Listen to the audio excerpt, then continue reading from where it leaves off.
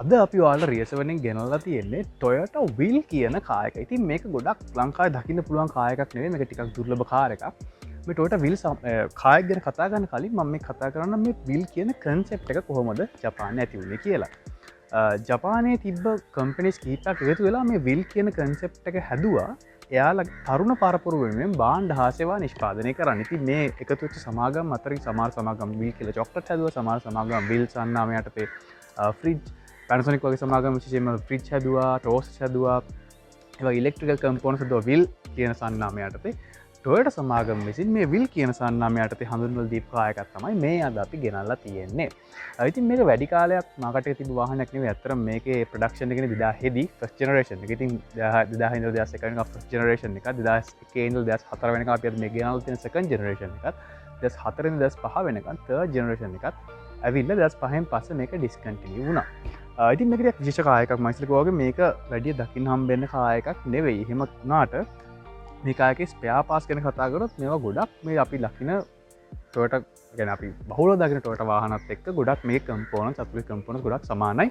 නමුත් මේකේ එක්ස්ටීරියර් පාස් නම් ටිකක් හොයාගන්න අමාරු වෙන්න පුළුවන්.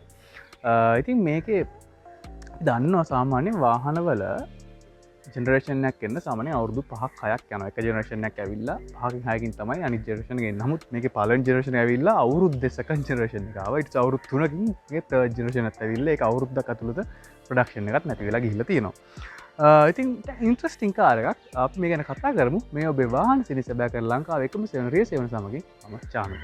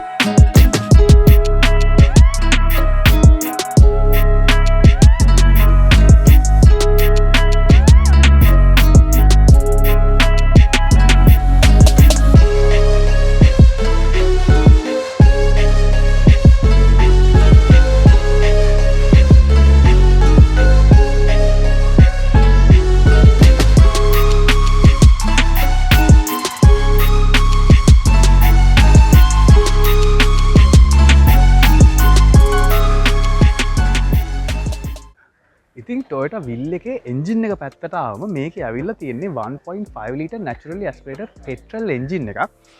ඉතින් මේ එන්ජින් එක බලා ගන්න පුළුවන් කොරොල්ලා වල ප්‍රියස් වල සහ යාරිස් වල ඉන්නේ මේ එන්ජින් එකම තමයි. මම ඉතින් ඉස්සෙල්ලා කිව්වා වගේ මේ කාර් එක දුර්ලභ වුණාට මේකේ තියෙන ගොඩක් කම්පොනන්ට්ස් අපි බහුලව දකින කාර්ස් එක්ක ගොඩක් සමානයි. ඉතින් මේ එන්ජින් එකේ පවර් ෆිගර්ස් ගැන කතා කරොත් උපරිම 109ක හෝස් පවරක් ලබා දෙනවා RPM එක 6000. ඒ වගේම උපරිම 143ක ටෝක් එකක් ලබා දෙනවා RPM එක 4000. ඉතින් නරකම නැහැ මේ එන්ජින් එකේ පවර් ෆිගර්ස්. මේකේ ගියර් බොක්ස් එක ගැන කතා කරොත් මේකේ 4-speed automatic එකක් ඇවිල්ලා තියෙන්නේ. automatic ගියර් බොක්ස් එකක් මේ කාර් එකේ එන්නේ. ඉතින් මේකේ ලීටර් 50ක ෆියුල් ටැංක් එකක් තියෙනවා. සාමාන්‍ය ලීටර් කිලෝමීටර් 13ක් 15 වගේ කරගන්න පුළුවන්. නමුත් එළවන විදිය අනුව තමයි මේ කොළඹ ආවට නම් ගොඩක් වෙලාවට 9ක් 10ක් තමයි කරන්නේ. ඉතින් මේක සර්විස් කරනවා නම් සාමාන්‍යයෙන් 20000ක් 25000ක් විතර ගෙදන් වෙනවා. ඉතින් ඔයා යොදන ඔයිල් සහ වා කරන ස්ථානය අනුව මේ දේවල් වෙනස් වෙන්න පුළුවන්. ඉතින් ඕවා තමයි මේකේ එන්ජින් කම්පාර්ට්මන්ට් එක ගැන කියන්න තියෙන්නේ. අපි එනම් මේකේ එක්ස්ට්‍රීයර් පැත්තට ගිහිල්ලා බලමු ඒක විස්තර කොහොමද කියලා. ඉතින් ටොයෝටා විල් එකේ එක්ස්ට්‍රීයර් පැත්තට ආවම ටොයෝටා සමාගම ඇත්තටම මේක නිර්මාණය කරලා තියෙන්නේ මේ කාලේ හැටියට ට්‍රෙන්ඩ් සෙටිං සහර ඒ කියන්නේ අලුත් ට්‍රෙන්ඩ් එකක් මාකට් එකට දෙන්න ඕන තියෙන චේතනාවෙන් තමයි මේකේ මුළු එක්ස්ටීරියර් එකම ඩිසයින් කරලා තියෙන්නේ. ඒ වගේම යූත් එකට තරුණ පරපුරට ආකර්ෂණය වැඩි වෙන අන්දමට තමයි මේක නිර්මාණය කරන්න උත්සාහ කරලා තියෙන්නේ.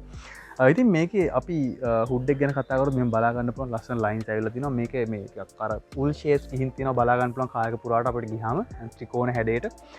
ඉතින් මේ වගේ බොඩ් ලයින්ස් ලස්සනට ඇවිල්ලා තිනවා. ඉතින් මේකේ හෙඩ්ලයිට්ස් ගැන කතා කරොත් ඉස්සල්ලාම වාහනයක ප්‍රොජෙක්ටර් හෙඩ්ලැම්ප්ස් එන්න පටන් ගත්තත් මේ විල් කාර් එකේ. මොකද මේක අර ට්‍රෙන්ඩ් සෙටර් කියන්නේ. ඒ කියන්නේ මේ ට්‍රෙන්ඩ් එක පටන් ගත්තේ මේ කාර් එකෙන්. ගොඩක් කට්ටිය ඒක දන්නේ නැහැ. ඉතින් පල්ලෑටම අපිට ටූ ටෝන් බොඩි කලර්ස් මුකුත් බලා ගන්න හම්බෙන්නේ නැහැ. මේකම කලරකින් තමයි බලා ගන්න හම්බෙන්නේ. අපිට ප්‍රොජෙක්ටර් ලැම්ප්ස් ඇවිල්ලා තියෙනවා. ඒ වගේම ලොකු එයාවෙන්ට් ඇවිල්ලා තිනවා. මෙතනින් සහ මෙතන පොඩි එයාවෙන්ට් එකක් ඇවිල්ලා තියෙනවා. ඉතින් මේක විල් කියන බැජ් එක ඔයාලට බලා ගන්න පුළුවන්. මේක ස්පෙෂල් බැජ් එකක්. ඉතින් මම ඉස්සෙල්ලා කිව්වා වගේ විල් කියන සන්නාම යටතේ ටොට සමාගමෙන් හදපු කායක තමයි මේ තියෙන්නේ. ඉතින් ඒක තමයි විල් ඔෆිසිල් බැජ් එක. ඉති මයිසල් කෝගේ මීඩියක් අර ස්පෝටි ලුක් එක වැඩි කරලා තින මේ ෆස් ජරේෂන ගෙනම නෑ නමු සකන් ජරේෂන එක ගොඩක් වෙනස් කරලා තියෙනවා. තවර බලාගන්න පුළ මේගේ උල් ශේපයක් තින ති ඒවගේ මේක මිලිමිට 160 ග්‍රවන්් කිරන්ස් ඇතින. ඉතින් කාරදරයක් නැතු පාරග යන්න පුළන් බායනැතු ඉතින් අතින් හොඳ උසක් තියෙන කායක අප මේ සහිඩ්ඩකට යමු. ඉතින් මේ සයිඩ්ඩරම් බලාගන්න පුළුවන් අපිට මේ වගේ 15 චලෝ විස්තම මේකායක ඇවිල්ල තියෙන. ඉතින් මේක රෝද 4ටම ඩිස්පලෙක්ස් ඇවිල්ලතින. ඉතින් හොඳ ස්ටොපින් පවයගත් තියෙනවා.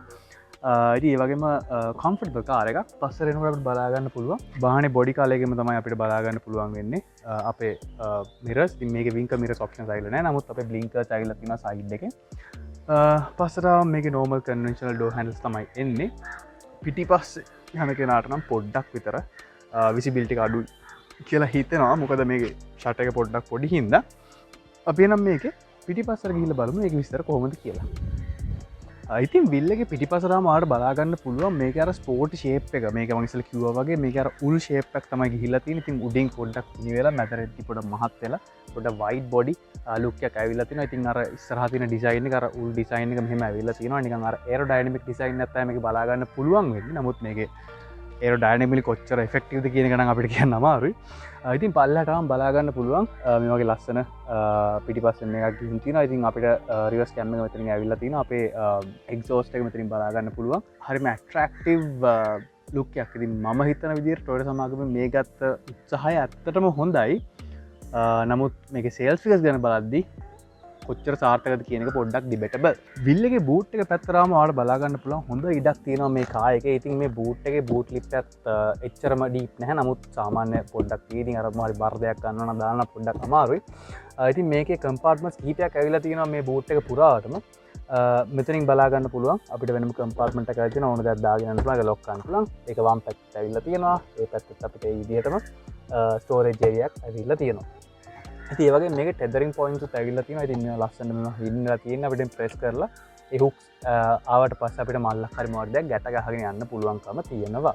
ඉතින් මේක ටයර් රිපෙයාර් කිට් එකක් එන්නේ. ස්පෙයා වීල් එකක් එන්නේ නැහැ. ඉතින් ඒ රිපෙයාර් කිට්ස් වලට අදාළ හැමදේම දාගෙන යන්න පුළුවන්. මේ වගේ ස්ටෝරේජ් කම්පාර්ට්මන්ට්ස් මෙතන ඉස්සරහ ඇවිල්ලා තියෙනවා. ඉතින් ඒ වගේම තවත් අවශ්‍ය නම් ස්ටෝරේජස් මෙතන ඕපන් කරාම එතනත් අර විදිහටම ස්ටෝරේජ් ඇවිල්ලා තියෙනවා. ඉතින් හොඳයි. ඇත්තටම ප්‍රැක්ටිකල්. ඉතින් මේ පිටිපස්ස ගැන කියන්න තියෙන අපි ගැන ඉන්ටීරියර් පැත්තට ගිහිල්ලා බලමු. ඉතින් ටොයෝටා විල් එකේ ඉන්ටීරියර් පැත්තට ආවම මේක අර කන්වෙන්ෂනල් ඉන්ටීරියර් එකක් නෙවෙයි තියෙන්නේ. ඇත්තට මං ඉස්සෙල්ලා කිව්වා වගේ ටොයෝටා සමාගම විසින් උත්සාහ කරේ මේක ඇත්තටම ට්‍රෙන්ඩ් සෙටර් කෙනෙක්. අලුත් ට්‍රෙන්ඩ්ස් ගේන්න, අලුත් ඩිසයින්ස් ගේන්න, අලුත් ඩිසයින් ෆීචර්ස් ගේන්න. ඒ කියන්නේ තරුණ පරපුර ඇද ගන්න තමයි ගොඩක් වෙලාවට මේ කායක මිකාගේ හැමදේම වගේ නිර්මාණය කරලා තියෙන්නේ. ඉතින් වම් පැත්තෙන් ගත්ත අපිට බලාගන්න පුළුවන් අපේ දොරවල් උනත් හරිම අමුතු ඩිසයින් එකක් තමයි ගිහින් තියෙන්නේ. ඔක්කොම බ්ලැක් ඩිසයින් එකක් තමයි තියෙන්නේ. ඉතින් අපිට හොඳ ඩෝ හැන්ඩල් එකක් ඇවිල්ලා තියෙනවා. ඒ වගේම අපිට ෂටර්ස් හතරටම ඔටෝමැටික් ෂටර්ස් ඇවිල්ලා තියෙන්නේ. අපේ මිර කන්ට්‍රෝල්ස් මෙතනින් ඇවිල්ලා තියෙනවා. කන්වෙන්ෂනල් මිර කන්ට්‍රෝල්ස්. ඉතින් සාමාන්‍යයෙන් 1998 ඉඳලා 2004 5 වෙනකන් එන ඕන වාහනයක එන්නේ මේ ස්විචස් සෙට් එකම තමයි. ඕනම ටොයෝටා වාහනයකදී ඒකෙත් මේක බලා ගන්න පුළුවන්.